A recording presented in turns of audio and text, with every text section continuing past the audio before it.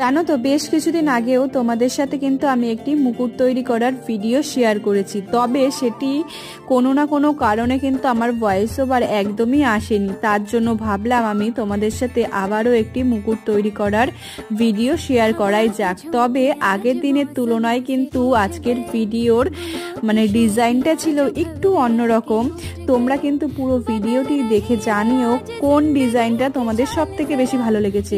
আর তারপর এখানে কিন্তু আমি একটি ডিজাইন তুলে নিয়ে কিন্তু সোলার প্লেটের ওপর ডিজাইন করতে বসে পড়েছি।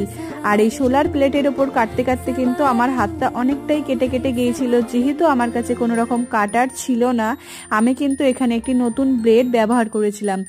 আর এই যে রূপালি কালারের পুরো ডিজাইনটাই দেখছো, এটা কিন্তু আমি গ্লিটার শিট একদম সরু সরু করে কিন্তু কেটে নিয়ে ব্যবহার করেছি। দেখে বলো তো তোমাদের কেমন লাগছে, আশা করছি ভালো লেগেছে। আর যদি ভিডিওটি ভালো লেগে থাকে তাহলে একটি লাইক শেয়ার সাবস্ক্রাইব